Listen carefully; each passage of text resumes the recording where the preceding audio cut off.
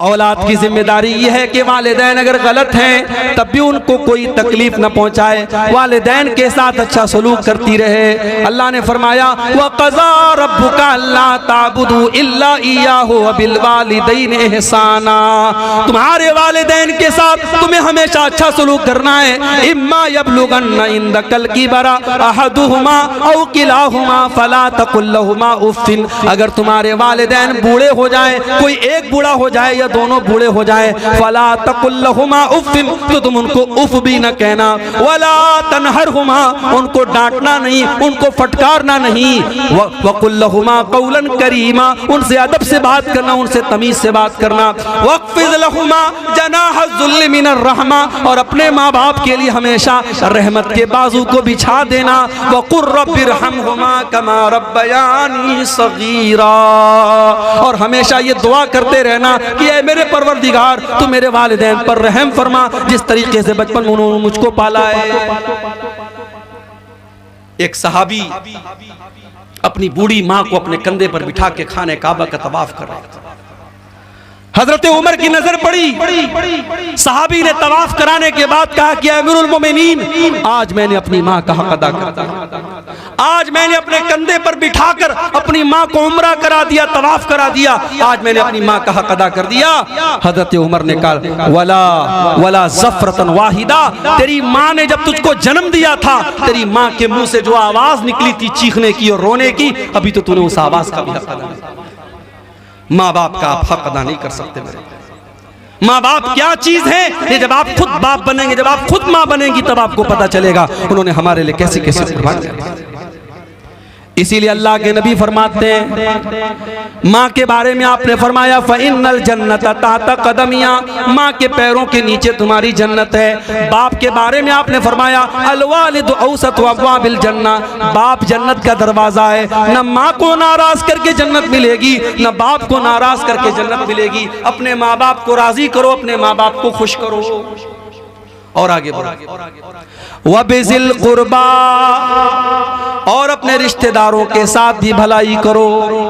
जो तुम्हारे रिश्तेदार हैं, कोई भतीजा है, कोई भांजा है, कोई चाचा है, कोई ताया है, कोई खाला है, कोई खालू है, ये जितने तुम्हारे रिश्तेदार हैं, तुम उनके साथ भलाई करते रहो। रिश्तेदार का भी बड़ा हक है मेरे भाई। ये रिश्ते जो होते हैं ना, ये हम नहीं बनाते, ये अल्लाह बनाता है। हम दुनिया में पैदा हुए, हमें पता लगा ये हमारा भाई है, ये हमारा बाप है, ये हमारा भतीजा है, ये हमारे चाचा है, ये हमारे ताया है। ये रिश्ते अल्लाह ने बनाए हैं। जब रिश्ते अल्लाह ने बनाए हैं तो हम उनको तोड़ नहीं सकते। अगर तोड़ेंगे तो अल्लाह बड़ी सख्त सजा। अल्लाह के नबी फरमाते हैं, जब अल्लाह ताला ने सारी कायनात को पैदा किया तो रिश्ता जो है ये अल्लाह के पास आया, और रिश्ते ने आकर के कहा हाजा मकामुल आइज़ बिका, आए अल्लाह मैं तेरी पनाह में आया हूँ, अब तू बता दे मेरे साथ क्या सलूक होना चाहिए। अल्लाह ने फरमाया कि ऐ रिश्ता, जो तुझको तोड़ेगा, जो तुझको काटेगा मैं उसको काटूंगा, जो तुझको जोड़ेगा मैं उसको जोड़ूंगा। जो रिश्ता तोड़ेगा अल्लाह उसे तोड़ेगा, जो रिश्ता जोड़ेगा अल्लाह उसे जोड़ेगा। इसलिए रिश्तेदार का हक अदा किया करो। कयामत के दिन जब लोग पुल सिरात पर जाएंगे, अल्लाह के नबी फरमाते हैं दो चीजें पुल सिरात के दोनों तरफ खड़ी हो जाएंगी। एक तरफ अमानत खड़ी हो जाएगी, एक तरफ रिश्ता खड़ा हो जाएगा, और जिसने अमानत में खयानत की होगी, जिसने रिश्तेदारों का हक मारा होगा, पुल सिरात पर उसको ये दोनों पार करने नहीं देंगे। और पुल सिरात कैसा होगा? बाल से ज्यादा बारीक और तलवार से ज्यादा तेज होगा। पुल सिरात पर गुजरना बड़ा मुश्किल काम होगा। और सोचो, अगर हमने अपने किसी रिश्तेदार के साथ हक तलफी की है और अगर हमने अमानत में खयानत की है, तो ये दोनों उस पुल सिरात पर एक बैरियर बन के खड़े हो जाएंगे और पुल सिरात पर गुजरने नहीं। इसलिए रिश्तेदारों के साथ कभी हक तलफी मत। और एक बात और याद रखो मेरे भाइयों, अगर आपका कोई रिश्तेदार आपके साथ गलत करता है, आपको शादी में दावत नहीं देता है, तो आप अपनी तरफ से उसको दावत दीजिए। आप अपने सुख दुख में उसे बुलाइए। वो नहीं बुलाता है, कोई बात नहीं, अल्लाह के यहाँ वो हिसाब देगा। आप अपने रिश्तेदार का जो हक अदा कर सकते हैं वो कर दें। अल्लाह के नबी के पास एक साहबी आते हैं, अय अल्लाह के नबी मेरे कुछ रिश्तेदार हैं, मैं उनके साथ अच्छा सलूक करता हूँ, वो मेरे साथ बुरा सलूक करते हैं, मैं नरमी करता हूँ वो सख्ती करते हैं, मैं रहम करता हूँ वो सख्ती करते हैं। अय अल्लाह के नबी मुझे क्या करना चाहिए? आपने फरमाया जैसा तुम बता रहे हो अगर वैसा ही तुम कर रहे हो तो अल्लाह ताला की तरफ से एक हिफाजत करने वाला बराबर तुम्हारी हिफाजत करता रहेगा। जब तक तुम इस तरीके पर अमल करते रहोगे अल्लाह की तरफ से एक हिफाजत करने वाला बराबर तुम्हारी हिफाजत करता रहेगा। तो हक रिश्तेदारों का हक अदा किया करो।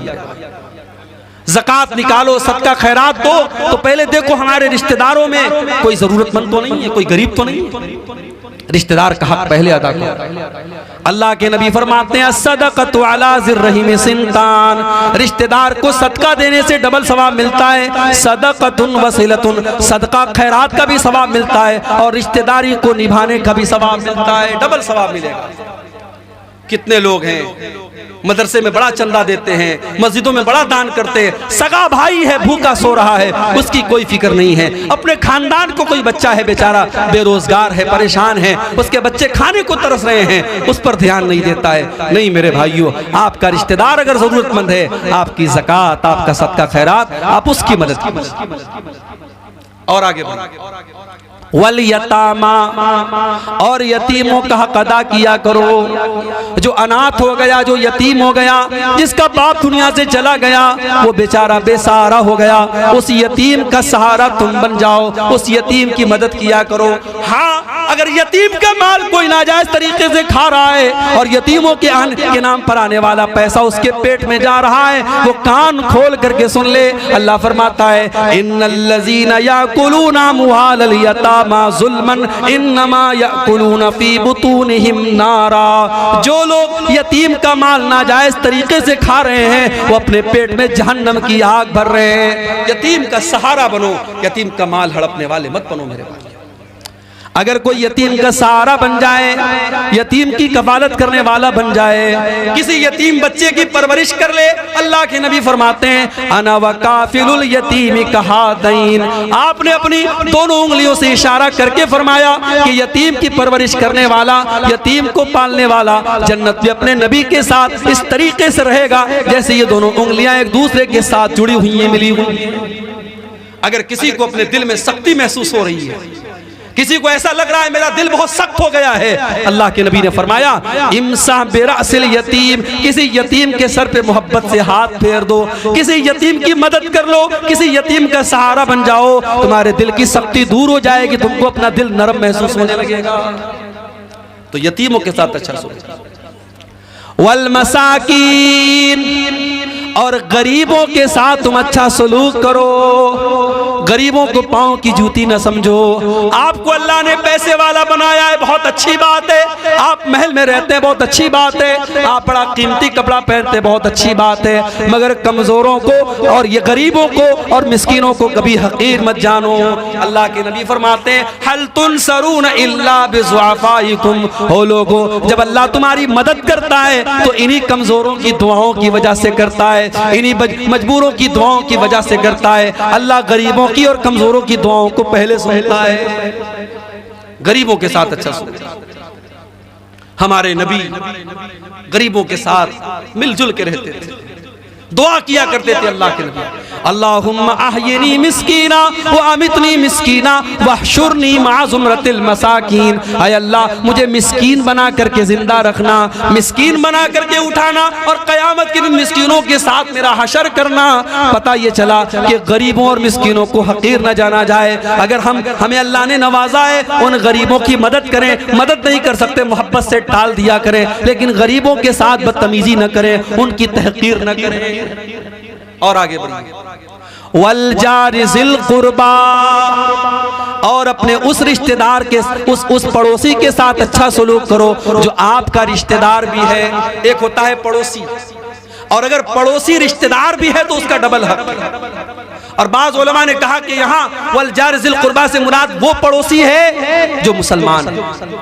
एक तो पड़ोसी है ऊपर से मुसलमान है, पड़ोसी का हक अपनी जगह और मुसलमान भाई का हक अपनी जगह, उस पड़ोसी के साथ अच्छा। जन्नत में नहीं जा सकते हम अगर पड़ोसी को तकलीफ पहुंचाए। इस्लाम तो यहां तक कहता है आपका पड़ोसी आपके मजहब का है कि नहीं, आपके मसलक का है कि नहीं, पड़ोसी को तकलीफ नहीं पहुंचा।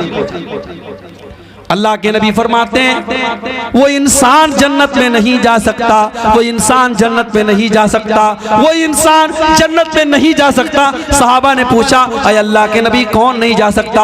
आपने फरमाया मल्ला यामन जारुहु बवाइकहु, जिसका पड़ोसी उसकी तकलीफ से महफूज ना हो, जो अपने पड़ोसियों को तकलीफ पहुंचाता हो, अपने पड़ोसियों को ईज़ाएं देता हो, अपनी जुबान से तकलीफ पहुंचाता हो, अपने हाथ से तकलीफ पहुंचाता हो, वो इंसान जन्नत में नहीं जाएगा। पड़ोसी का बहुत बड़ा हक है। यहां तक अल्लाह के नबी ने फरमाया खाना बना रहे हो, सालन में थोड़ा पानी बढ़ा दो। अगर तुमको पता चल जाए तुम्हारे पड़ोसी कुछ बेचारे भूखे हैं, अपने सालन, अगर सालन ज्यादा पकाने की ताकत नहीं है, उस सालन में पानी बढ़ा दो ताकि उन पड़ोसियों तक भी सालन पहुंच जाए, उनको भी खाना खिला दो, उनकी भी मदद करो। अम्मा आयशा फरमाती है कि अल्लाह के नबी ने फरमाया कि हजरत जिब्रील मुझे इतनी वसीयत करते थे पड़ोसी के बारे में, हत्ता ज़ननतु अन्नहु सयुवर्रिसुहु, कि मैंने सोचा कि कहीं पड़ोसी को अल्लाह ताला वारिस ना बना दे, कहीं वरासत में पड़ोसी का हिस्सा ना बना दे। वल जारिल कुर्बा वल जारिल जुनुबी, तुम्हारा पड़ोसी अगर अपने मजहब का है तब भी उसके साथ अच्छा सलूक करो, और अगर तुम्हारे मजहब का नहीं, अजनबी है, दूसरे मजहब का मानने वाला है, तब भी उसके साथ अच्छा सलूक करो। वस्साहिबि बिल जंबी, और अपने सफर के साथी के साथ, अपने हम सफर के साथ भी अच्छा सलूक करो। ट्रेन में सफर कर रहे हो, आपके पड़ोस में आपके बगल वाली सीट पर कोई मुसलमान बैठा है, कोई गैर मुस्लिम बैठा है, कोई मर्द बैठा है, कोई औरत बैठी है, अगर उसको किसी मदद की जरूरत है उसकी मदद कर दिया करो, अपने हम सफर की भी मदद करो। इस्लाम ये सिखाता है मेरे भाइयों। उसके बाद फरमाया वब्निस सबील, और मुसाफिरों की मदद किया करो। आपके गांव में दूसरे गांव का कोई इंसान आया, बेचारा परदेसी है, मुसाफिर है, भूखा है, उसको खाना खिला दो, पैसे की जरूरत है उसको पैसा दे दो, उसको रात में ठहरना है, ठहरने का इंतजाम कर दो। वब्निस सबील, मुसाफिरों की मदद किया करो। और आखिरी चीज वमा मलकत ईमानुकुम, और अपने गुलामों के साथ, अपने लौंडियों के साथ अच्छा सलूक किया करो। हजरत अनस 10 साल तक अल्लाह के नबी की खिदमत करते हैं, और 10 साल तक अल्लाह के नबी की खिदमत करने के बाद कहते हैं कि 10 साल का अरसा गुजर गया, न तो आज तक कभी नबी ने मुझको मारा, न डांटा, न बुरा भला कहा, और मैंने नबी के जरिए कभी कोई सख्ती नहीं देखी। अपने नौकरों के साथ, अपने अंडर में काम करने वालों के साथ हमेशा अच्छा सुनो। हजरत अबू ज़र ग़िफ़ारी अल्लाह के नबी के पास आते हैं, अय अल्लाह के नबी मेरा एक गुलाम है, मेरा एक नौकर है, मैंने गुस्से में उसको बुरा भला कह दिया, उसकी माँ का नाम लेकर के उसको ताना दे दिया। अल्लाह के नबी ने फरमाया ए अबू ज़र, ये तो बहुत गलत काम तुमने कर दिया। इन्नका मरऊन फीका जाहिलिया, ए अबू ज़र तुमने तो इतना गलत काम कर दिया, ये तो दौरे जाहिलियत का काम है, ये तो इस्लाम के पहले का काम है। ए अबू ज़र तुम्हारे ये जो नौकर चाकर हैं ये भी तुम्हारे भाई है, ये अलग बात है, अल्लाह ने तुमको मालिक बना दिया, अल्लाह ने उनको तुम्हारा नौकर बना दिया, वो तुम्हारे अंडर में काम कर रहे हैं। ए अबू ज़र अपने नौकरों को भी वही खिलाओ जो तुम खुद खाते हो, और जो खुद पहनते हो उनको पहनाओ, अच्छा खिलाओ, अच्छा पहनाओ, अच्छा उनको पिलाओ, और अगर कोई काम उनके ऊपर डालते हो उस काम में उनकी मदद किया करो। इस्लाम वो मजहब सिखाता, वो मजहब है मेरे भाई जो गुलामों के साथ, लौंडियों के साथ, नौकरों के साथ भी अच्छा सलूक करने की तालीम देता है। अब जाहिर है जो मजहब गुलामों और लौंडियों के साथ अच्छा सलूक करने की तालीम देता है, क्या वो मजहब इस बात की इजाजत देगा कि आप अपनी बीवी के ऊपर हाथ उठाएं? बहुत सारे लोग हैं अपनी बीवियों को जानवरों की तरह मारते रहते हैं और ये समझते हैं कि साहब हम बड़े बहादुर हैं, हम बड़े तुर्रम खां हैं, हमारी बीवी तो हमसे डरती है। माफ कीजिए, बीवी को डरा करके रखने वाला शौहर बहुत अच्छा शौहर है। जो लोग ये कहते हैं ना बड़े फख्र से अपनी मूंछों पर ताव दे के कहते हैं साहब मेरी बीवी तो मुझसे दब के रहती है, बीवी को दबा के रखना कौन सा कमाल की बात है? बीवी को ऐसे रखो कि बीवी आपसे मोहब्बत करे, आपकी चाहत में परेशान हो, आपके बगैर रह न सके, जिस तरीके से हमारे नबी सल्लल्लाहु अलैहि वसल्लम अपनी बीवियों को रखा। और याद रखो जब पड़ोसी को तकलीफ देना हराम है, जब गुलाम को तकलीफ देना हराम है, तो बीवी को तकलीफ देना कैसे जायज है? इसीलिए अल्लाह के नबी अपने आखिरी खुतबे में, जिसको खुतबे हज्जतुल वदा कहा जाता है, उस खुतबे में आपने फरमाया अय्युहन्नास इस्तौसु बिन्निसाई खैरा, ऐ लोगों अपनी औरतों के बारे में अल्लाह से डरा करो, अल्लाह से डरा करो, अपनी औरतों के सिलसिले में अल्लाह का खौफ अपने दिल में पैदा करो। फ़इन्नकुम अखस्तुमुहुन्ना बिअमानिल्लाह वस्तहललतुम फुरूजहुन्ना बिकलिमतिल्लाह। जब तुमने अपनी बीवी के साथ निकाह किया, जब तुमने शादी की, मौलवी साहब ने अल्लाह का नाम लेकर के बीवी को तुम्हारे लिए हलाल कर दिया। जब मौलवी साहब ने कहा कि मैं फलानी का निकाह तुम्हारे साथ करता हूं और तुमने कहा मैंने कबूल कर लिया, तो बीवी कल सर से पैर तक तुम्हारे लिए हराम थी, आज सर से पैर तक हलाल हो गई। ओ लोगों, तुमने अल्लाह का नाम लेकर के अपनी बीवी से निकाह किया है और उसको अपने लिए हलाल किया है, इसलिए बीवी के ऊपर कोई जुल्म न करना, कोई अत्याचार न करना, उनके साथ बुरा सलूक न करना। एक सहाबी ने अल्लाह के नबी से पूछा, अय अल्लाह के नबी, बीवी का हक क्या है हमारे? आज कोई शौहर ये नहीं पूछेगा, सारे शौहर ये कहेंगे मौलवी साहब औरतों को समझाइए। कोई शौहर कभी आके मौलवी साहब से ये नहीं कहेगा मौलवी साहब मुझको मेरा हक बताइए, मुझे क्या करना चाहिए बीवी के साथ। सहाबी ने आके पूछा, अल्लाह के नबी मा हक़्क़ु ज़ौजती अहदिना अलैहि, अल्लाह के नबी बीवी का हक हमारे ऊपर क्या है? आपने फरमाया अन तुतिमहा इज़ा तइमता व तुलबिसहा इज़ा लबिस्ता, जो तुम खाओ अपनी बीवी को खिलाओ और जो जिस स्टैंडर्ड का कपड़ा तुम पहनते हो अपनी बीवी को पहनाओ। वला तज़रिबिल वजह, और कभी बीवी के चेहरे पर हाथ न उठाओ। वला तुक़ब्बे, और कभी बीवी से गाली गलौज न करो। वला तहजुर इल्ला फिल बैत, और बीवी से जितना भी नाराज हो जाओ कभी घर के बाहर मत निकालो। घर का झगड़ा घर के बाहर न जाए, बीवी से नाराज हो घर के अंदर तक बात रखो, घर के बाहर बात नहीं जानी चाहिए। बीवी का हक ये है मेरे, शौहर का हक क्या है? मेरी माएं बहनें सुन लें, अल्लाह के नबी से पूछा गया बेहतरीन शौहर क्या है? बेहतरीन औरत कौन सी औरत है जो अपने शौहर के लिए बेहतरीन बीवी कौन सी है? आपने फरमाया अल्लती तसुर्रुहा इज़ा नज़र, बेहतरीन औरत की खूबी है जब शौहर देखे तो खुश हो जाए। व तुतीउहु इज़ा अमर, और जब शौहर कोई बात कहे तो बीवी मान जाए। वला तुखालिफुहु फी नफ्सिहा व मालिही बिमा यकरा, और अपनी आबरू के सिलसिले में और शौहर के माल के सिलसिले में कोई ऐसा काम न करे जो शौहर को ना पसंद हो। अपने शौहर के माल को कीमती समझे, शौहर के माल को पानी की तरह न बहाए और अपनी आबरू की हिफाजत करे, अपनी इज्जत की हिफाजत करे। ऐसी जगह न जाए जहां शौहर जाने से मना है। तो ये मियां बीवी के हुकूक है मेरे भाइयों, इनका भी हमें ख्याल करना चाहिए। और आखिरी बात जो बयान करके मैं बात खत्म करूंगा, क्योंकि अभी हमारे मौलाना मुनीरुद्दीन साहब की भी तकरीर होनी है, 2:30 बजने वाले हैं। आप ये सोचें मेरे भाइयों, ये हुकूक मैंने आपके सामने जो बयान किया, हुकूकुल इबाद का जो मैटर मैंने आपके सामने रखा, हमारे नबी की नजर में ये मैटर कितना बड़ा था। आप अल्लाह के नबी का आखिरी वक्त देखिए, अल्लाह के नबी का जब आखिरी वक्त है और आप परेशान हैं और जुबान से आपके अल्फाज सही तरीके से नहीं निकल पा रहे, इतनी कमजोरी है, इतनी बीमारी है, उस आलम में अल्लाह के नबी अपनी उम्मत को क्या वसीयत करके जाते हैं? अल्लाह के नबी उस हालत में अपनी उम्मत को वसीयत करके जाते हैं, अस्सलाता सलाता व मा मलकत ईमानुकुम। अल्लाह के नबी अपनी बीमारी के अय्याम में वसीयत करके जा रहे हैं, ओ लोगों नमाज की पाबंदी करते रहना, ओ लोगों नमाज का ख्याल करते रहना, व मा मलकत ईमानुकुम, और अपने गुलामों का, अपने लौंडियों का ख्याल करते रहना। अल्लाह के नबी अपने आखिरी टाइम में नमाज की वसीयत करके जा रहे हैं और हुकूकुल इबाद की वसीयत करके जा रहे हैं। और मुझे कहने की इजाजत दीजिए, आज इन्हीं दोनों मामले में हम सबसे ज्यादा पीछे। आज गांव-गांव में मस्जिदें बनी हुई हैं, मस्जिदों के जलसे आपके सीमांचल में हर साल होते हैं। मस्जिद तो बना ली शब भर में ईमान की हरारत वालों ने, मन अपना पुराना पापी था बरसों में नमाजी बन न सका। जलसे में 1000 लोग आते हैं, जलसे में 1000 औरतें आती हैं, लेकिन जलसे के बाद जब हम आते हैं पता लगता है मस्जिद में 10 लोग नमाज पढ़ने आए हैं, मस्जिद में 4 लोग नमाज पढ़ने आए हैं। फजर की नमाज का तो ये हाल है, कुछ बूढ़े लोग अगर फजर की नमाज में आकर के ताला ना खोले तो कितनी मस्जिदें बंद हो जाएंगी, मस्जिदों में ताला लग जाएगा। मेरे प्यारे साथियों, नमाज आपके नबी की आखिरी वसीयत है और अल्लाह के नबी अपनी उम्मतियों को बता के जा रहे हैं, अस्सलाता, नमाज को बर्बाद न करना, नमाज का ख्याल करना। अपने नबी से कैसी मोहब्बत करते हो, अपने नबी से कैसा प्यार करते हो। अगर वाकई में नबी से मोहब्बत करते हो तो नमाज के पाबंद बन जाओ मेरे भाइयों, नमाज की पाबंदी।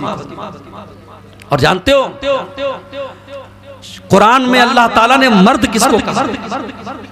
हमसे और आपसे कोई पूछे भाई मर्द कौन है, तो हमारी नजर में मर्दानगी की अपनी अपनी डिफिनीशन है, मगर कुरान में अल्लाह ने मर्द किसको कहा है? फरमाया रिजालुल्ला तुलहीहिम तिजारतुन वला बैउन अन जिक्रिल्लाहि व इकामिस्सलाह। मर्द तो वो हैं, हकीकत में मर्द कहलाने के लायक तो वो लोग हैं, वो कारोबार भी करते हैं, वो बिजनेस भी करते हैं, मगर उनका कारोबार उनको अल्लाह के जिक्र से गाफिल नहीं करता। उनका बिजनेस, उनकी तिजारत, उनका कारोबार उनको नमाज से गाफिल नहीं करता। नमाज का टाइम आता है वो अपने कारोबार को छोड़ करके नमाज में लग जाते हैं। मदीना में आज भी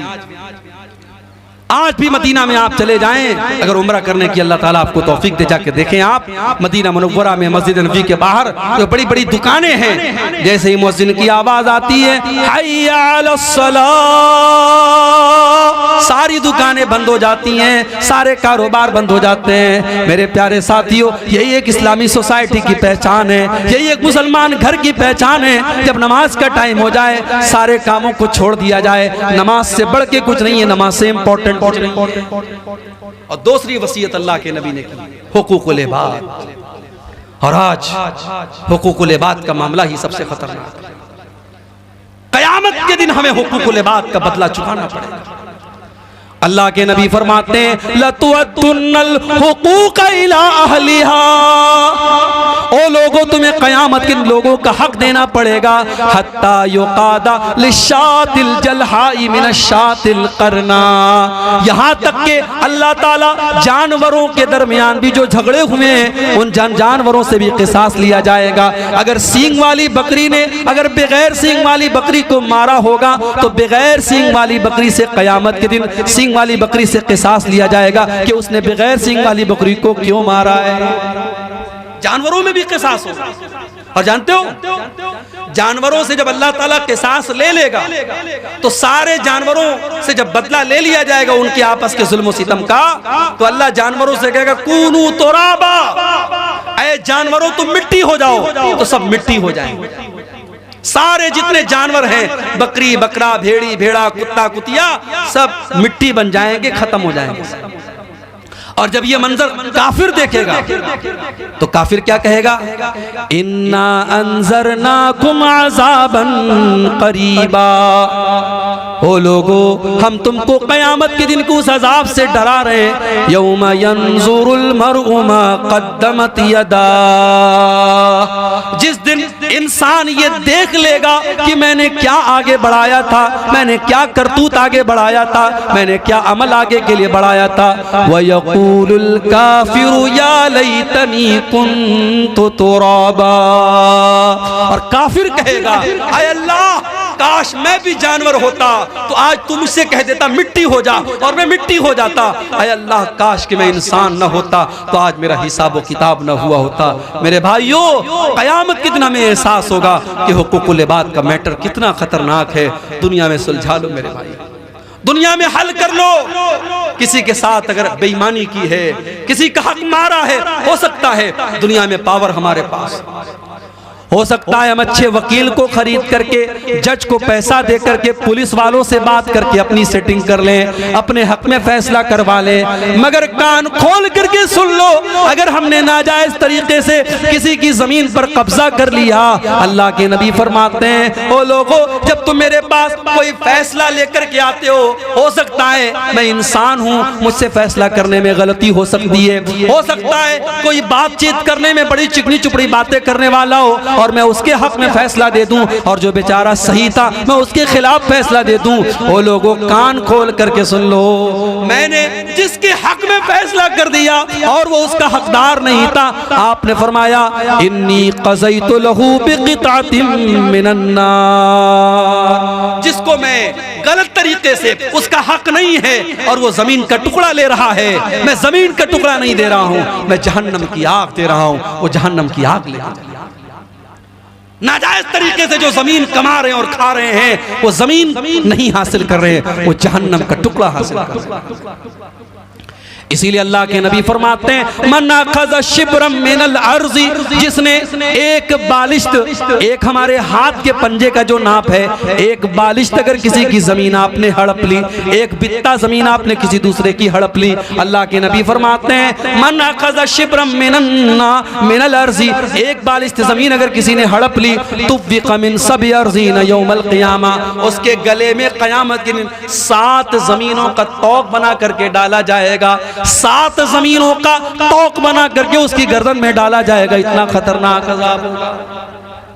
किसी की जमीन हड़पना, किसी का माल हड़पना, किसी की इज्जत और आबरू पर हमला करना, ये सब हुकूक लिबास से इसका ताल्लुक है मेरे भाइयों। और अल्लाह के नबी की बड़ी सख्त वईद है इस सिलसिले में। आज हुकूकुल्लाह पर तो बहुत मेहनत हो रही है माशाअल्लाह, और होनी भी चाहिए। नमाज की तरफ लोग आ जाते हैं, पैसा होता हज कर लेते, उम्रा कर लेते, मगर हुकूकुल इबाद के मामले में बड़ी लापरवाही। इमाम सुफियान सौरी कहा करते थे अगर तुम अल्लाह ताला के यहाँ इस हाल में जाओ कि तुमने 70 गुना ऐसे किए जिनका ताल्लुक तुम्हारे और अल्लाह के बीच में है, 70 गुना ऐसे करके गए जिनका ताल्लुक हुकूकुल्लाह से है, अल्लाह के हुकूक से है, और 30 गुना ऐसे करके गए जिसका ताल्लुक हुकूकुल इबाद से है, तो तुम बहुत बड़े खतरे में हो। जो हुकूकुल इबाद वाले गुनाह लेकर के गए हो उसका खतरा ज्यादा है। इसलिए हुकूकुल इबाद के मामले में मेरे भाइयों, और जब हुकूकुल इबाद की बात आई है तो एक बात और कहना चाहूंगा, पैसा कमाना इस्लाम की नजर में बुरा नहीं है। माफ कीजिएगा, पैसा कमाना बुरा नहीं है। पैसा कमाने के हजारों रास्ते हैं, हलाल रास्ते हैं, खूब पैसा कमाओ। पूरे गांव में आपका मकान सबसे अच्छा बन जाए, हमें कोई प्रॉब्लम नहीं है। सबसे ज्यादा आपके पास दौलत आ जाए, कोई प्रॉब्लम नहीं है। प्रॉब्लम यह है कि इंसान पैसा कमाने के पीछे अंधा हो जाए। अभी मैंने सुना है आपके इलाके में क्रिप्टो करेंसी के जरिए पैसा कमाने की बड़ी होड़ मची हुई। एक नौजवान ने बताया बहुत सारी कंपनियां आई हुई हैं, इस कंपनी में पैसा लगा लो डेली इतना पैसा मिलेगा, इस कंपनी में पैसा लगा लो डेली इतना मिलेगा, 10 लोगों को जोड़ दो इतना पैसा मिलेगा।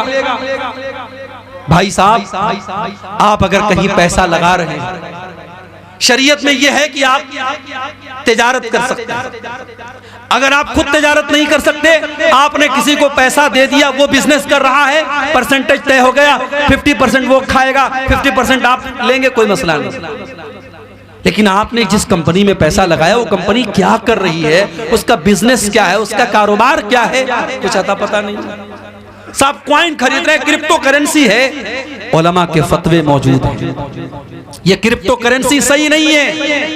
करेंसी वो होती है जो आपके हाथ में होती है, जिसके आप मालिक होते हैं, जिसको आप जब चाहे तब खरीद सकते हैं, बेच सकते हैं, जिसको कंपनी लॉक कर दे रही है कि साहब आप 1 साल के लिए कुछ नहीं कर सकते, आपको डेली रिवार्ड मिलेगा, वो सही नहीं है। और नेटवर्किंग की जितनी शक्लें हैं, उलमा के फतवे मौजूद हैं तफसील से, आप उन फतवों को जाके देख लें, इंटरनेट पर भी आपको मिल जाएंगे। नेटवर्किंग के जरिए जितने काम हो रहे हैं ये बिल्कुल भी सही नहीं है। हलाल तरीके से कारोबार करो मेरे, जायज तरीके से। पैसा कमाना बहुत अच्छी बात है, पैसा कमाने के हलाल रास्ते अपनाओ। अल्लाह के नबी फरमाते हैं याती अलन्नासी ज़मानुन ला युबालिल मरउ मिन ऐना अख़ज़ल माल, एक दौर ऐसा आएगा इंसान परवाह नहीं करेगा कि माल कहां से कमा रहा है, हलाल तरीके से कमा रहा है कि हराम तरीके से कमा रहा है। पैसा तो कारून के पास ही बहुत था, लेकिन कारून का अंजाम क्या हुआ? अपनी दौलत पे मगरूर कारून था, अपनी दौलत पे मगरूर कारून था, वो मुखालिफ था मूसा व हारून का, जब ज़मीं में धसाया तो कहने लगा, जब ज़मीं में धसाया तो कहने लगा, ऐसे बेजा खजाने से क्या फ़ायदा, ख्वाब गफलत में सोए हुए मोमिनों, ऐशो इशरत बढ़ाने से क्या फ़ायदा। अल्लाह के ना कुर्सी काम देगी ना दौलत काम देगी मेरे भाई, अल्लाह के हमारा और आपका अमल काम देगा। था हुकूमत का फिरौन को भी नशा, जुल्म पर जुल्म खिलकत पे करता रहा।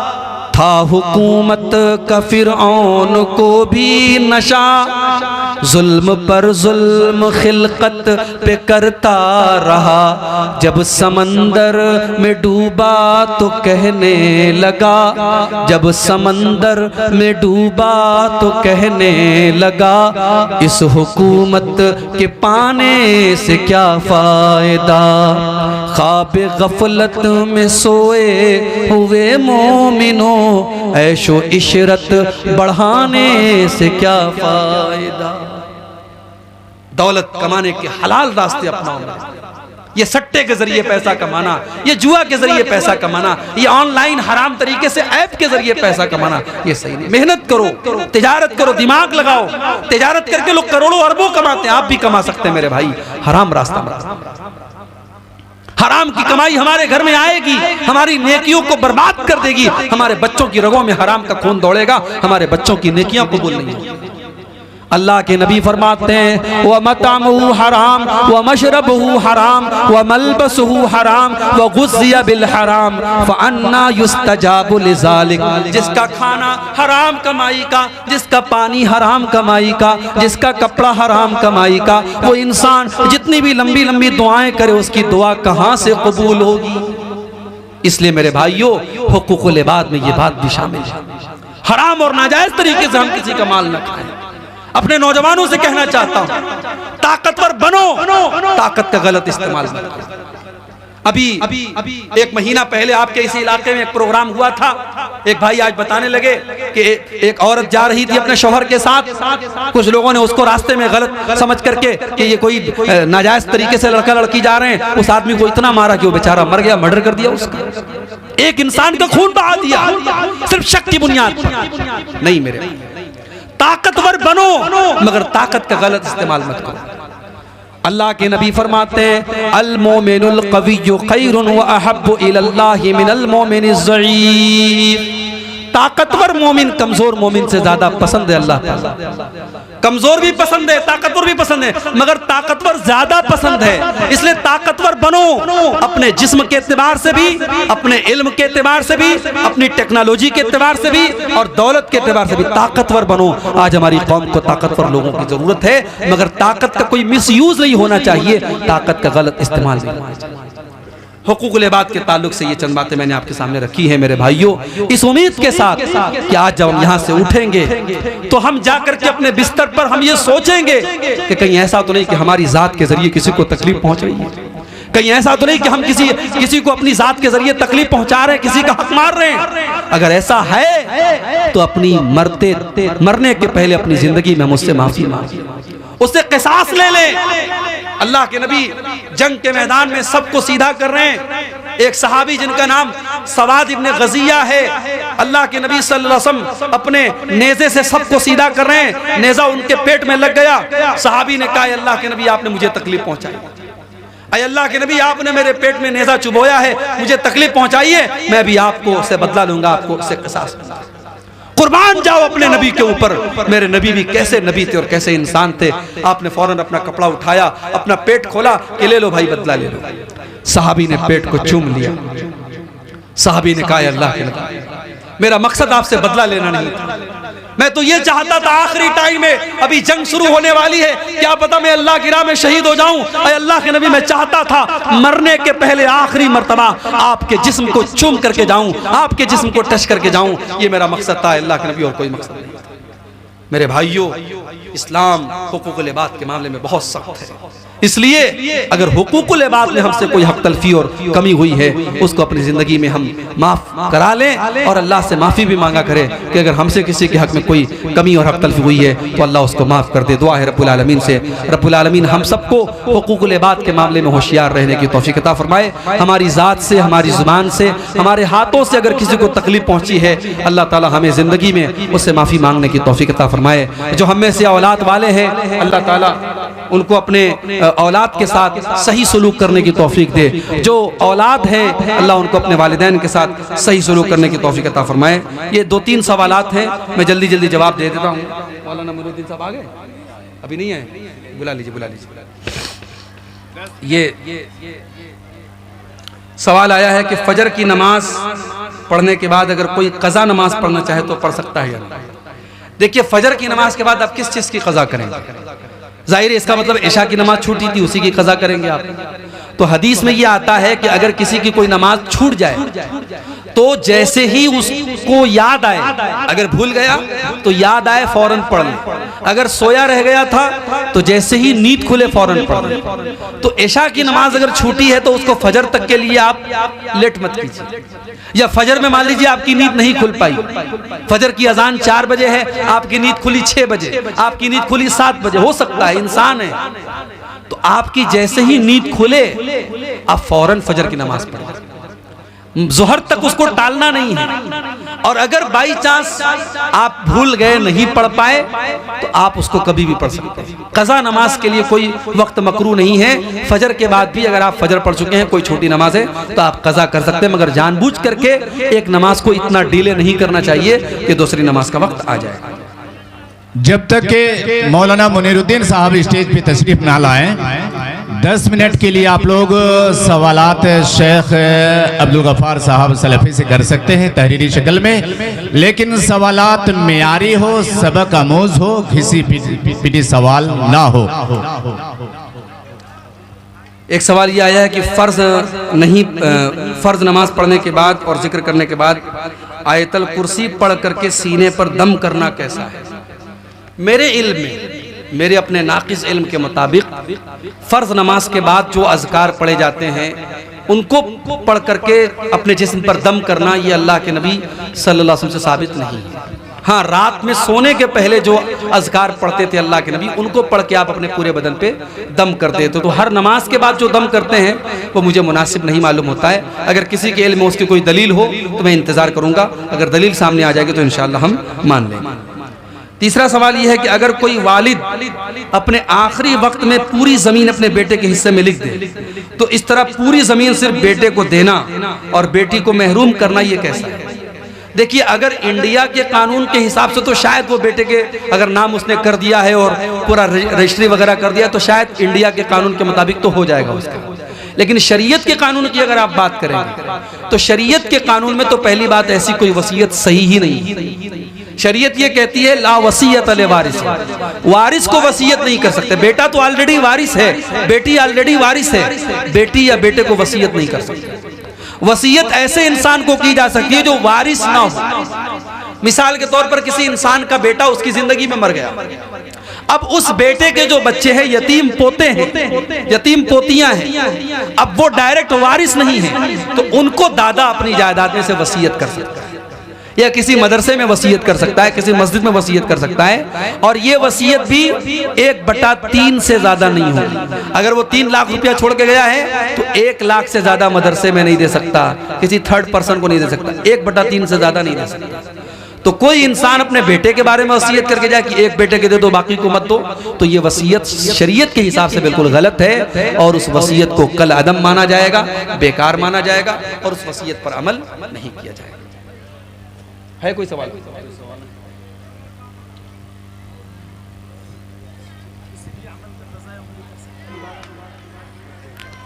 कुरान अगर एक तरफ हमें नमाज पढ़ने का हुक्म देता है तो दूसरी तरफ हमें अपने रिश्तेदारों का, अपने माँ बाप का, अपने पड़ोसियों का हक अदा करने की भी बात करता है। मैंने आपके सामने जो आयत करीमा पढ़ी है खुतबे मसनूना के बाद,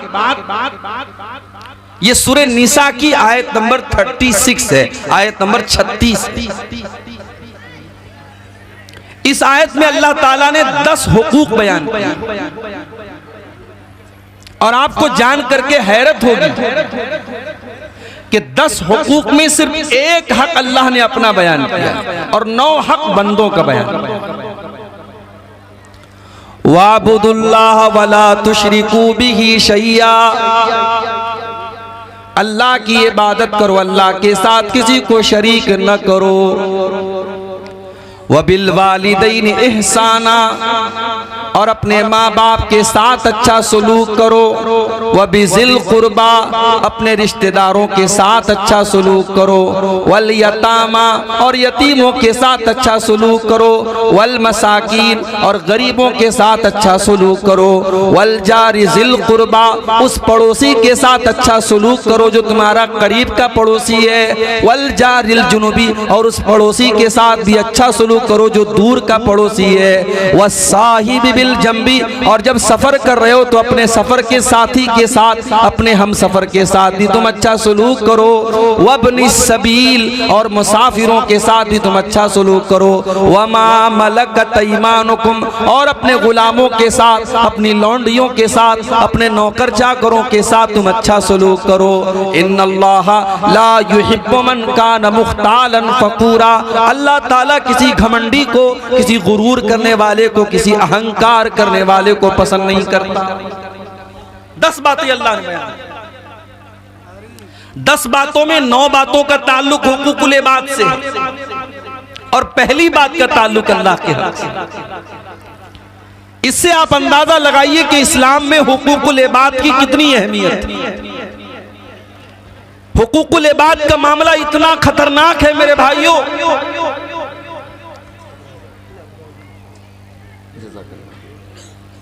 इतना खतरनाक है इसका मामला कि कयामत के दिन दुनिया में हम जो नेकियां करके गए हैं, जो नमाजें पढ़ के गए हैं, जो रोजे रख के गए हैं, जो हज करके गए हैं, बर्बाद हो जाएंगे अगर हमारा हुकूकुल इबाद का मामला गड़बड़ है। मेरे प्यारे साथियों, आप कभी हज करने अगर गए होंगे या जाएंगे, अल्लाह ताला तौफीक दे, सऊदी अरब की सरजमीन पर आपके इंडिया का रुपया नहीं चलता है, वहाँ रियाल चलता है। बांग्लादेश से हमारे भाई आए हैं, वहाँ पे इंडिया का रुपया नहीं चलता, वहाँ टका चलता है। आप कुवैत के अंदर चले जाएं, वहाँ दीनार चलता है। दुबई के अंदर चले जाएं, वहाँ दिरहम चलता है। हर मुल्क की अपनी करेंसी होती है, दूसरे मुल्क की करेंसी वहाँ पे नहीं चला करती है। मेरे प्यारे साथियों, हमने अगर हुकूकुल इबाद के अंदर कोताहियाँ की हैं, अगर हमने किसी का हक मारा है, अगर हमने किसी की ज़मीन व जायदाद को हड़प लिया है, किसी का माल अगर हमने हड़प लिया है, कल अल्लाह की बारगाह में दुनिया की करेंसी न चलेगी, दुनिया का रुपया पैसा न चलेगा, दुनिया की ज़मीन न चलेगी।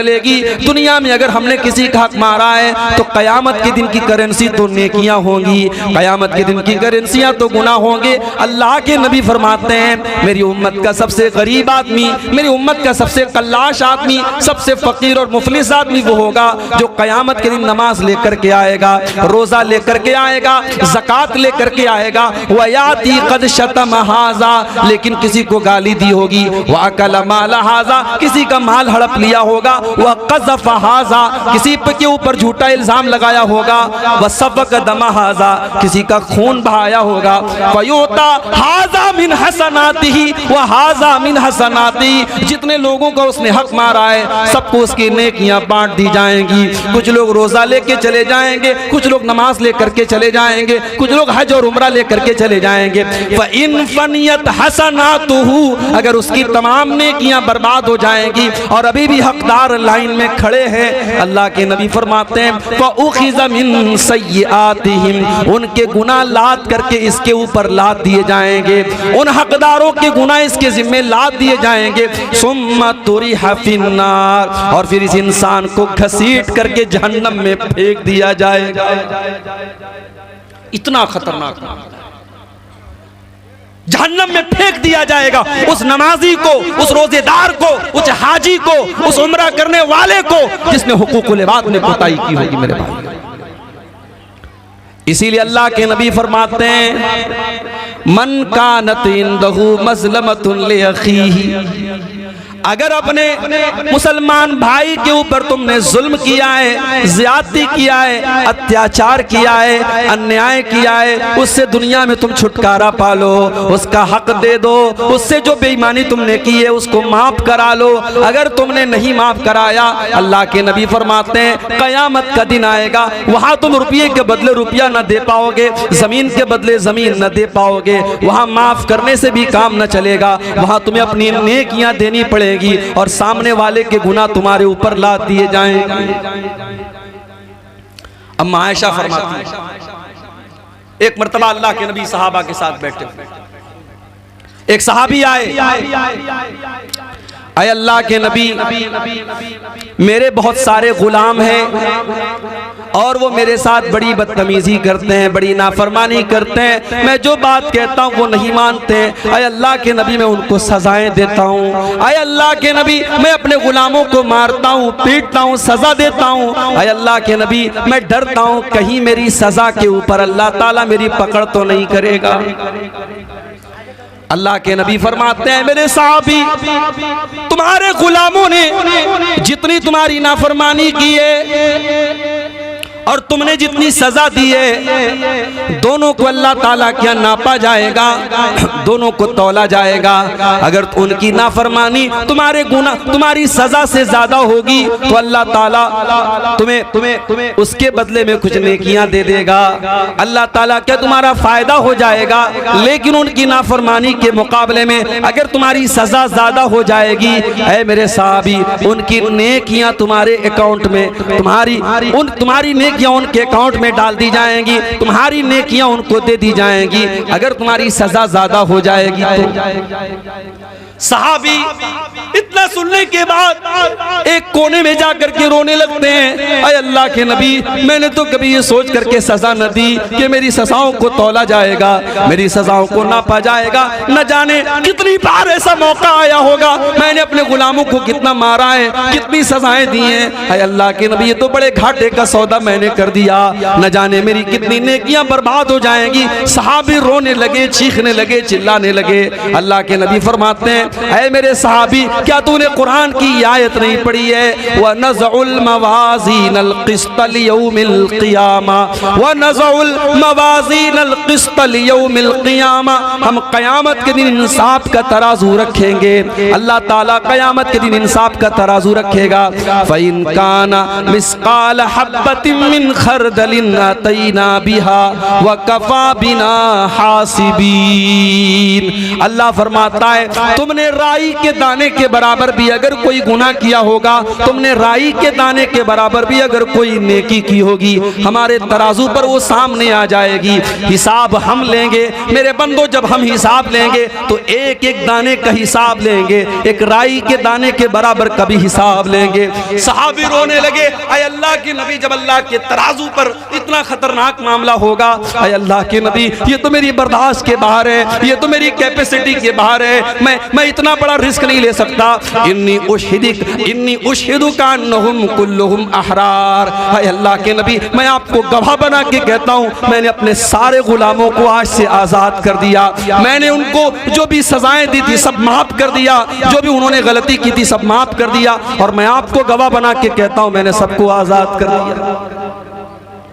यह है हुकूकुल इबाद का मामला। आज अफसोस होता है, कचहरियों में चले जाओ, अदालतों में चले जाओ, भाई भाई के खिलाफ केस लड़ रहा है, बाप बेटे के खिलाफ केस लड़ रहा है, रिश्तेदार रिश्तेदार के खिलाफ केस लड़ रहा है। सबसे ज्यादा आपस में लड़ाई झगड़े हमारी मुसलमान कौम के अंदर आज हो रहे हैं। ये शर्म की बात है। हमें तो सबसे ज्यादा हुकूकुल इबाद के मामले में मोहतात रहना चाहिए। मेरे प्यारे भाइयों, अल्लाह के नबी गारंटी देते हैं उस इंसान को। आपने फरमाया अना ज़ईमुन बिबैतिन फी रबज़िल जन्ना, मैं जन्नत के बीच में, मैं जन्नत के दरमियान में उस इंसान को मकान की गारंटी देता हूँ। वो लोगों कटिहार में जमीन खरीदने वाले बड़े खुशनसीब अपने आप को मानते हैं, पूर्णिया और अररिया में जमीन खरीदने वाले अपने आप को बड़े खुशनसीब मानते हैं। मेरे नबी तुमको जन्नत में जमीन दिला रहे हैं, मेरे नबी तुमको जन्नत में प्लॉट दिला खिला रहे हैं, बस एक काम करना है, आना ज़ईमुन बिबैतिन फी रबज़िल जन्ना, मैं जन्नत में उसको मकान की गारंटी दे रहा हूँ, मैं जन्नत में उसको फ्लैट की गारंटी दे रहा हूँ, मैं जन्नत में उसको बिल्डिंग की गारंटी दे रहा हूँ। लिमन तरकल मिरा व इन काना मुहिqqन, जो हक पर रहने के बावजूद झगड़ा छोड़ दे, वो इंसान हक पर है फिर भी झगड़ा नहीं कर रहा है, लड़ाई नहीं कर रहा है, वो लड़ाई करना छोड़ दे, झगड़ा करना छोड़ दे, मैं उसको जन्नत की गारंटी देता हूं। आज तो जरा जरा सी बात, भाई भाई से ताल्लुक तोड़ लेता है, बाप बेटे से बात नहीं करता है, बहन भाई से बात नहीं करती, यहां तक दुश्मनियां हो जाती है, इंसान मरने लगता है, अपनी औलाद को वसीयत करके जाता, खबरदार मेरे भाई से तुम ताल्लुक मत रखना, मेरे बाप से तुम ताल्लुक मत रखना, मेरी बहन से तुम ताल्लुक मत रखना। जिंदगी भर दुश्मनी करने के बाद अपनी औलाद को वसीयत करके जाता है कि तुम उसके साथ ताल्लुक मत रखना। मेरे प्यारे साथियों, क्या आपने अल्लाह के नबी की वो हदीस नहीं सुनी? आपने फरमाया ला यहिल्लु लिमुस्लिमिन अन यहजुरा अखाहु फौqa सलास, किसी मुसलमान के लिए जायज नहीं है अपने मुसलमान भाई से 3 दिन से ज्यादा ताल्लुक तोड़ ले, 3 दिन से ज्यादा नाराज रहे, 3 दिन से ज्यादा बोलचाल बंद कर दे, किसी मुसलमान के लिए जायज नहीं है। इसीलिए हमारी शरीयत कहती है जब भी अपने मुसलमान भाई से मिला करो तो सलाम किया करो। मेरे भाइयों, ये सलाम कोई मामूली चीज तो नहीं है, दुश्मन भी आपको मिलेगा, आप कहेंगे अस्सलामु अलैकुम, आपने सलामती की दुआ कर दी। अगर आपने कह दिया व रहमतुल्लाहि व बरकातुहु, आपने रहमत की दुआएं कर दी, आपने बरकत की दुआ कर दी, आपका दुश्मन है, आपसे ताल्लुक नहीं है, आपसे दुश्मनी है, लेकिन आपने जब सलाम कर दिया सारे दिल का गुबार निकल गया, आपने सामने वाले के लिए सलामती की दुआ कर दी, रहमत की दुआ कर दी, बरकत की दुआ कर दी। इसीलिए अल्लाह के नबी फरमाते हैं सलाम को बढ़ाया करो, सलाम को फैलाया करो। जब तुम सलाम को फैलाओगे तो आपस में मोहब्बत पैदा हो जाएगी और दिल से नफरत मिट जाएगी, दूरी मिट जाएगी। इसीलिए जब किसी से ताल्लुक तोड़ते हैं तो सबसे पहले सलाम कलाम लोग बंद कर देते, कहते नहीं यार उससे सलाम नहीं करेंगे, मुझसे ताल्लुक नहीं रखेंगे। शरीयत ने इसीलिए पहले सलाम करने का हुक्म दिया, जब भी आपका मुसलमान भाई मिले आप सलाम करें। और एक बात और नोट कर लो, सलाम का कोई अल्टरनेट नहीं है। मेरी छोटी छोटी बच्चियां सुबह स्कूल जाती है ना, तो कभी कभी वो देखा देखी कहती है पापा टाटा बाय बाय, तो मैं कहता हूं नहीं अल्लाह हाफिज को सलाम करो। बच्चों को ये सिखाओ मेरे भाई, good morning good evening good night के बजाय बच्चों को सलाम सिखाओ, बच्चों को दुआएं सिखाओ। बच्चा बाहर जा रहा कुफी अमानिल्लाह, उसको ये सिखाओ। सलाम का अपना एक फायदा है मेरे भाइयों, सलाम का कोई अल्टरनेटिव नहीं। सहाबे किराम के दरमियान भी इख्तिलाफात हुए, लेकिन सहाबे किराम ने दिल साफ रखा, और जब ये समझ में आ गया हाँ मेरी गलती थी, साहबा ने फौरन अपनी गलती को एक्सेप्ट कर लिया। हजरत आयशा रजी अल्लाह ताला अन्हा के एक भांजे थे, उनकी बहन के बेटे थे जिनका नाम अब्दुल्ला बिन जुबैर था। अब्दुल्ला बिन जुबैर की खाला थी हजरत आयशा। एक मैटर पे खाला और भांजे में इख्तिलाफ हो गया। अब्दुल्ला बिन जुबैर ने कहा कि मैं अपनी खाला को फला काम करने से रोकूंगा। हजरत आयशा के अंदर ये आदत थी, वो पैसे को रोका नहीं करती थी, बहुत ज्यादा अल्लाह की राह में सदका खैरात किया करती थी। हजरत आयशा ने किसी को कोई जमीन दान की थी, कोई चंदा दिया था, कोई दान किया था। हजरत अब्दुल्ला बिन जुबैर ने कहा कि मैं जरूर अपनी खाला को रोकूंगा, मैं उनको ये दान करने नहीं दूंगा, मैं उनको ये चीज देने नहीं दूंगा। खाला को पता चला कि मेरे भांजे ने मेरे बारे में ऐसा बोला है कि अल्लाह की कसम मैं खाला को रोकूंगा। हजरत आयशा को गुस्सा आया। बुखारी के अल्फाज हैं, अम्मा आयशा ने बड़े गुस्से में फरमाया कि आज के बाद मैं अब्दुल्ला बिन जुबैर से बात नहीं करूंगी, अपने भांजे से बात नहीं करूंगी। ओ लोगों, इंसान तो दोनों हैं, अम्मा आयशा भी इंसान है, भांजा भी इंसान है, दोनों सहाबी है, और दोनों को गुस्सा आ गया। अब्दुल्ला बिन जुबैर की बात सुनकर के अम्मा आयशा ने कहा मैं आज के बाद कभी उनसे बात नहीं करूंगा। हम होते तो क्या करते, हमारी खाला अगर बोल दे हम अपने भांजे से बात नहीं करेंगे, हम कहेंगे हम आपसे कम थोड़ी हैं, आप हमसे बात ना करें हमारा आपके बगैर काम थोड़ी रुका है। हमारा तो मिजाज ऐसा है मेरे भाई, हमसे कोई दुश्मनी कर ले, हमसे कोई बातचीत बंद कर ले, हमें कोई फर्क नहीं पड़ता। हम कहते तू शेर है, तुम सवा शेर हैं, हम तेरे ईंट का जवाब पत्थर से देंगे। लेकिन साहबे किराम ऐसे नहीं थे मेरे भाई। अम्मा आयशा नाराज हो गई, खाला नाराज हो गई। और आप जानते हैं कि खाला का मकाम बड़ा ऊंचा है। जिनकी खालाएं जिंदा हैं, मेरी माँ का इंतकाल हो चुका है लेकिन मेरी तीन खालाएं मौजूद हैं। आज भी जब अपनी खालाओं से मिलता हूँ, अल्लाह की कसम मुझको अपनी माँ याद आ जाती है, मुझे अपने नबी की हदीस याद आती है, अल खालतु बिमंज़िलतिल उम्मी, खाला माँ के बराबर हुआ करती है। अगर आपकी खाला है, अगर आपकी मौसी है, अपनी खाला की इज्जत करो, उसको माँ के जैसा सम्मान दिया करो। खाला नाराज, अब्दुल्ला बिन जुबैर परेशान, खाला को कैसे मनाऊं, खाला तो बात करने को तैयार नहीं।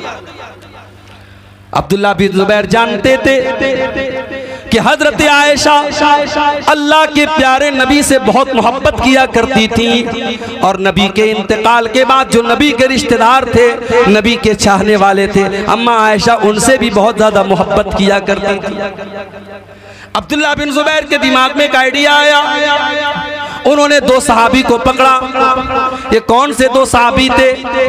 ये अल्लाह के रसूल के नानिहाल के खानदान से इनका ताल्लुक था। ये बनु ज़ोहरा से ताल्लुक रखते थे, ये अल्लाह के नबी के नानिहाल वाले कबीले से ताल्लुक रखते थे। और हजरत अब्दुल्ला बिन जुबैर जानते थे कि अम्मा आयशा अपने नबी के नानिहाल वालों से भी बहुत ज्यादा मोहब्बत करती है।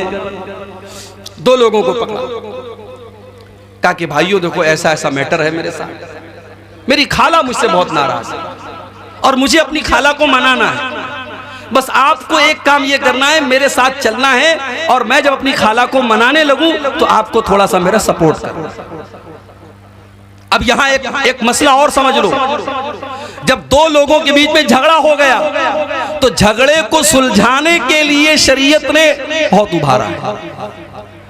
अगर दो लोगों के बीच का झगड़ा चुकाने के लिए आपको झूठ बोलना पड़े तो झूठ भी बोल सकते हैं, हालांकि झूठ बोलना बहुत बड़ा गुनाह है।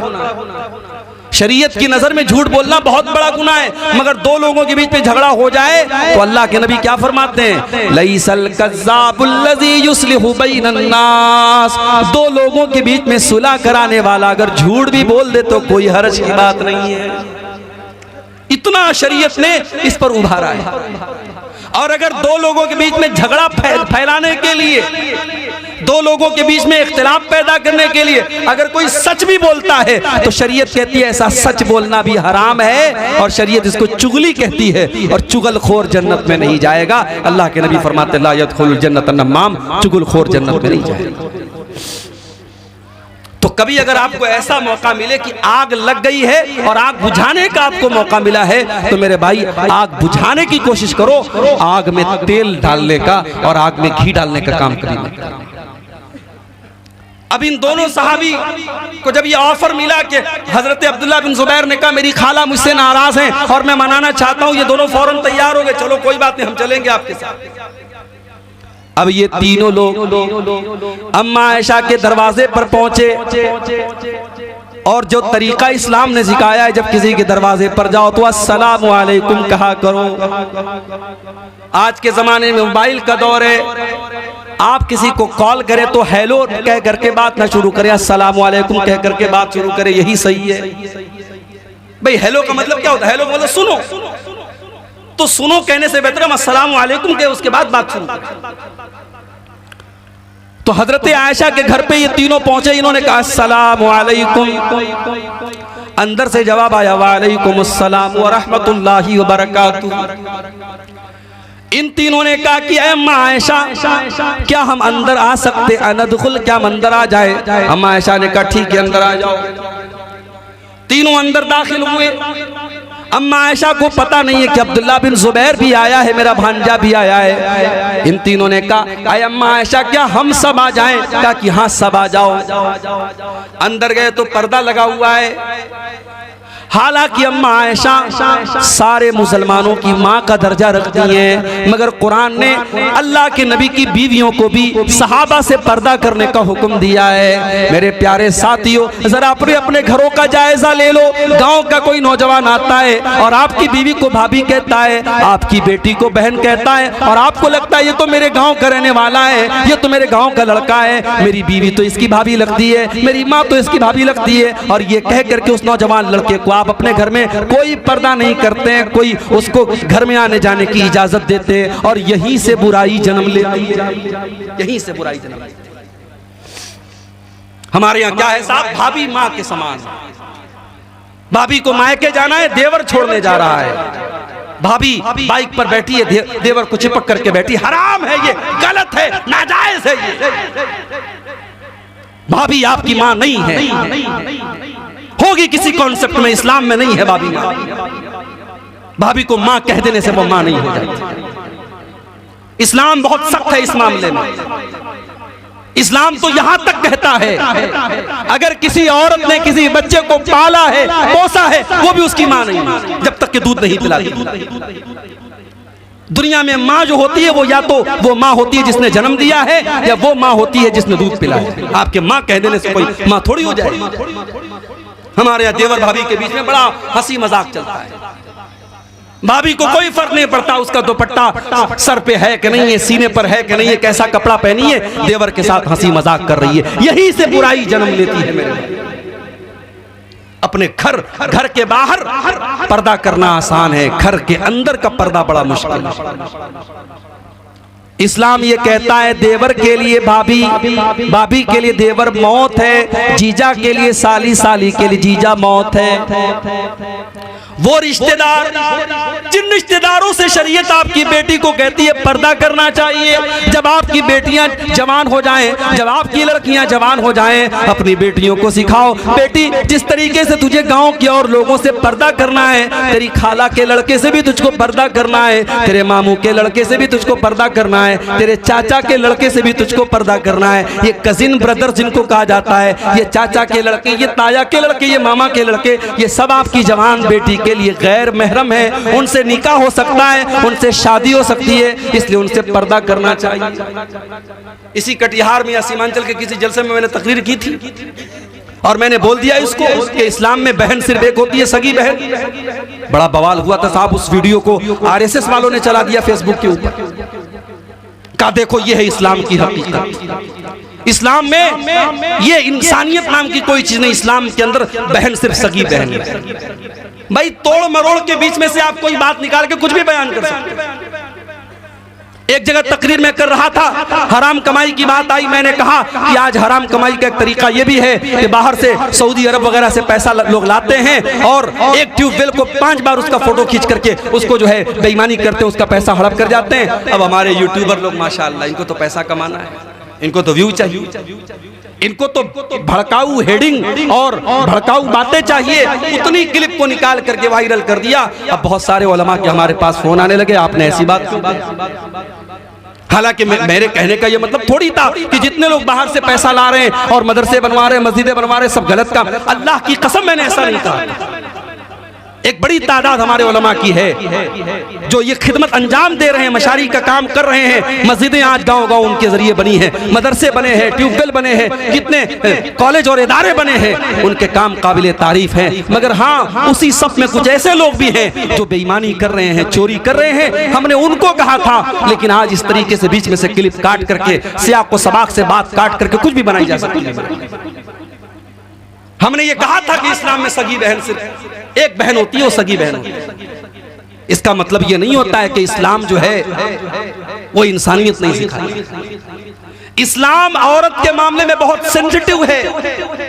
इस्लाम ये कहता है कि औरत के ऊपर गलत नजर डालने के पहले सोच लो कि तुम्हारी बहन और बेटी पर भी कोई गलत नजर डालेगा। इस्लाम ये कहता है जब तुम ये चाहते हो तुम्हारी बहन को कोई और न देखे, तो तुम भी किसी और की बहन को मत देखो। फेसबुक पर लोग बहन बना लेते हैं। फेसबुक पर हमारे मुसलमान लड़कियां और लड़के फेसबुक चलाते हैं। मुसलमान लड़की फेसबुक चला रही है, मैसेज आया, अस्सलामु अलैकुम बहन कैसी हैं आप? वालेकुम सलाम। अभी बहन भाई से बात शुरू हुई, वो आई लव यू पर जाके कब खत्म होगी नहीं मालूम। इसीलिए मैं कहता हूं कि सोशल मीडिया आज बेहयाई और ज़नाकारी का बहुत बड़ा अड्डा बनता चला जा रहा है। और मैं अक्सर हदीसों में तकरीरों में वो हदीस भी पेश करता हूं। अल्लाह के नबी ने फरमाया, जब एक मर्द और एक औरत जब अकेले में मिलते हैं तो तीसरा वहां शैतान होता है। अगर फेसबुक पर भी एक लड़का लड़की अकेले में बात कर रहे हैं, व्हाट्सएप पर लड़का लड़की अकेले में बात कर रहे हैं, तो तीसरा शैतान मौजूद है। चाहे वो लड़का बहुत मुत्तकी और परहेजगार हो, वो लड़की बहुत बड़ी आलिमा हो, मदरसे में पढ़ने वाली नेक लड़की हो, तब भी अगर एक लड़का और लड़की फेसबुक पर, व्हाट्सएप पर, इंस्टाग्राम पर, टेलीग्राम पर, किसी भी प्लेटफॉर्म पर अगर बात कर रहे हैं तो तीसरा शैतान वहां पर भी मौजूद है मेरे। इसलिए पर्दा बहुत जरूरी चीज है।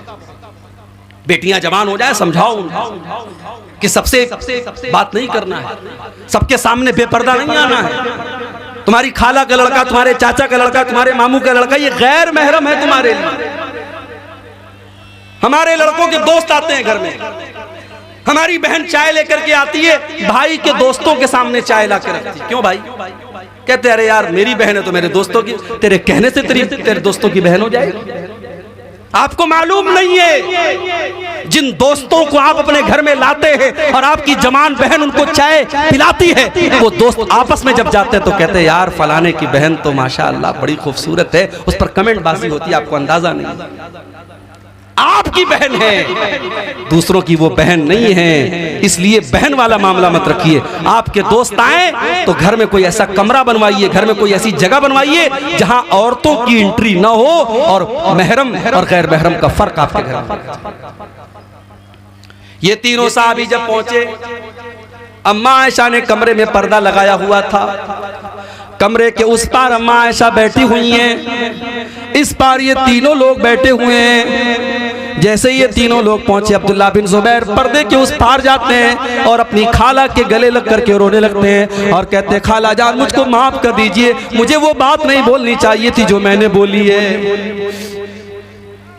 गौर करो मेरे भाइयों, आज के दौर में कौन अपनी गलती को मानता है, लेकिन अब्दुल्ला बिन जुबैर ने अपनी गलती को माना। कहा खाला जान मुझसे गलती हो गई, मुझको माफ कर दीजिए। अपनी खाला के गले लग करके रोने लगे।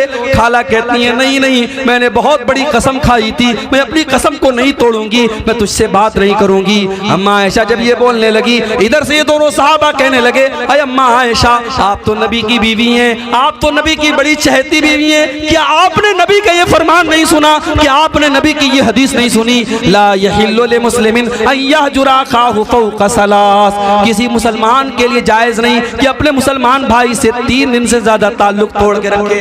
अम्मा आयशा आपका भांजा है, आपकी बहन का बेटा है, चलो मान लिया उसने गलती कर दी, अब माफी मांग रहा है, आप माफ कर दीजिए, अपने भांजे को माफ कर दीजिए, उससे बोलचाल शुरू कर दीजिए। वो दोनों उधर से उभार रहे हैं, इधर से अब्दुल्ला बिन जुबैर गले लग के रो रहे हैं। आखिर अम्मा आयशा ने माफ कर दिया और अपनी कसम को तोड़ने की वजह से 40 गुलाम आजाद किए उन्होंने कफ्फारे के तौर पे। और जब भी इस वाक़े को याद करती थी अम्मा आयशा इतना रोती थी, इतना रोती थी, उनका दुपट्टा उनके आंसू से भीग जाता।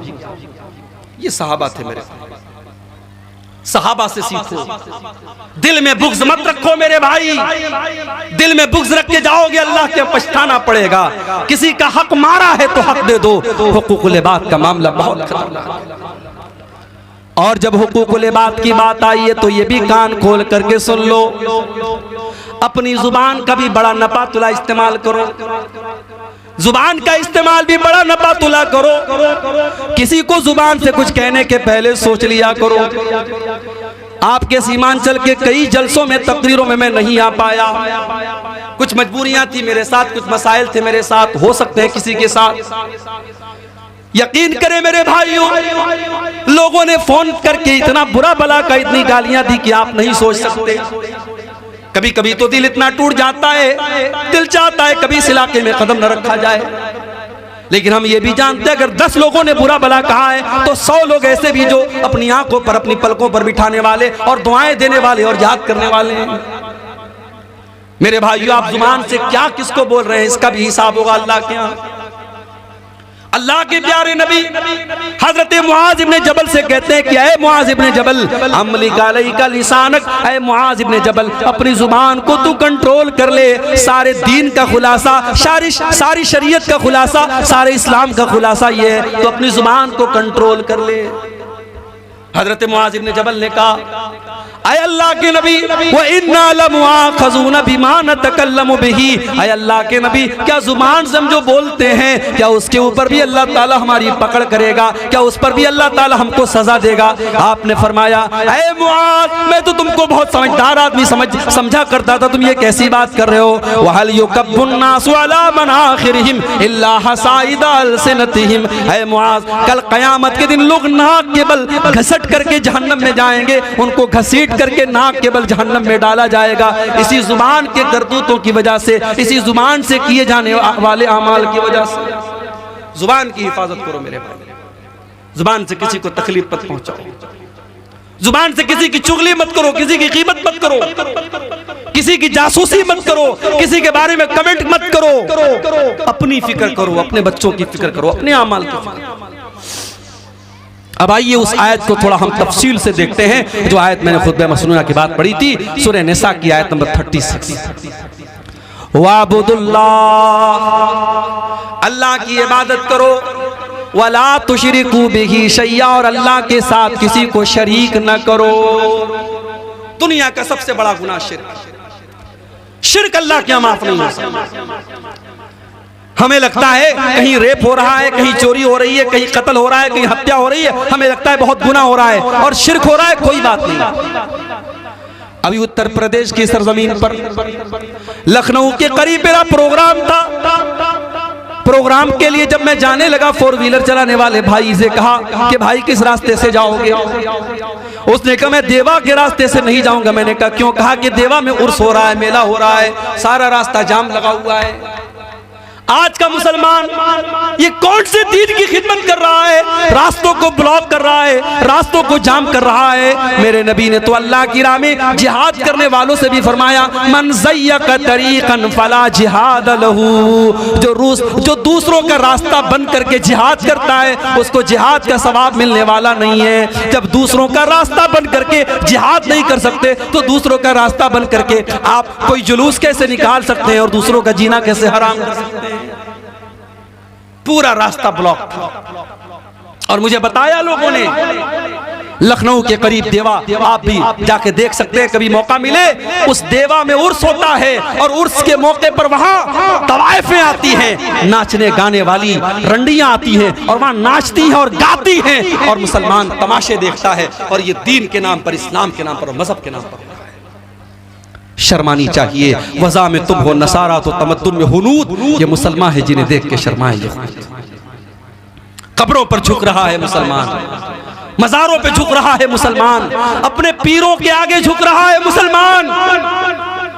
करे गैर गरबुत की पूजा तो काफिर, कवाकिब में माने करिश्मा तो काफिर, झुके आग पर बहर सजदा तो काफिर, जो ठहराए बेटा खुदा का तो काफिर, मगर मोमिनों पर कुशादा है राहें, परस्तिश करे शौक से जिसकी चाहे, नबी को जो चाहे खुदा कर दिखाएं, इमामों का रुतबा नबी से बढ़ाएं, मज़ारों पे जा जा के नजरें चढ़ाएं, शहीदों से जा जा के मांगे दुआएं, न तौहीद में कुछ फर्क इससे आवे, न इस्लाम बिगड़े न ईमान जावे।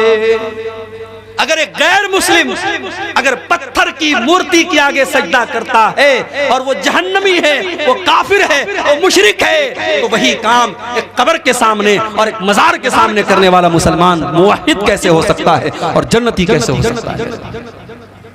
ये पहला हक है, अल्लाह ने अपना हक बयान किया। वाबुदुल्लाह, अल्लाह की इबादत करो, वला तुशरिकू बिही शैया, और अल्लाह के साथ किसी को शरीक न करो। अल्लाह का अधिकार किसी और को न दो। ये पेशानी झुके तो अल्लाह के आगे झुके, ये हाथ उठे तो अल्लाह के आगे उठे, अल्लाह के साथ कभी शिर्क न करना। दूसरी चीज वबिल वालिदैन इहसाना, और अपने माता पिता के साथ, अपने माँ बाप के साथ तुम भलाई करते रहना। कितने वालिदैन बूढ़े हो चुके हैं, औलाद जवान है, पैसा कमा रही है, माँ बूढ़ी है, बाप बूढ़ा है, बाप को दवाओं की जरूरत है, माँ को छोटी छोटी चीजों की जरूरत है, माँ बेचारी तड़प रही है, बाप बेचारा परेशान है, जवान बेटे को अपने माँ बाप की कोई फिक्र नहीं है। मेरे प्यारे साथियों, माँ बाप वो हस्तियां हैं जिन्होंने हमको जन्म दिया है, अल्लाह ने हमारी पैदाइश का जरिया उनको बनाया है, इसलिए जिंदगी की आखिरी सांस तक अपने माँ बाप की कदर करो, उनको तकलीफ नहीं पहुंचा सकते।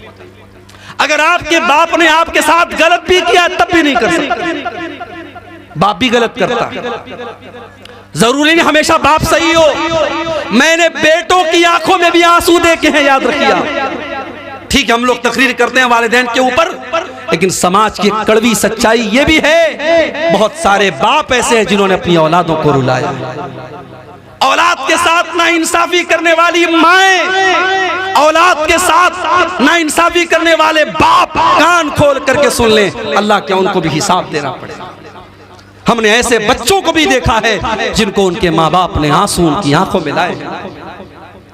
अल्लाह के नबी के सामने एक साहबी आते हैं, उनका नाम बशीर है, उनके बेटे का नाम नोमान है। साहबी कहते हैं, अल्लाह के नबी, मैं अपने बेटे नोमान को अपनी एक जमीन देना चाहता हूँ, एक खजूरों का बाग देना चाहता हूँ। अल्लाह के नबी ने फरमाया, ऐ बशीर, क्या आपके और भी बेटे हैं? कहा कि हाँ अल्लाह के नबी, और भी बेटे हैं। आपने पूछा, क्या आपने सारे बेटों को खजूरों का बाग दिया है? नहीं नहीं, है अल्लाह के नबी, सबको तो नहीं दिया है, मैं इसी बेटे को देना चाहता हूँ। आपने फरमाया, ऐ बशीर, ये जुल्म है, ये अत्याचार है, ये नाइंसाफी है, और अगर तुम ये चाहते हो मैं इस नाइंसाफी पर मैं गवाही दे दूं, वल्लाहि ला अशहदु अला जौरिन, ऐ बशीर, मैं इस जुल्म के ऊपर गवाही नहीं दे सकता।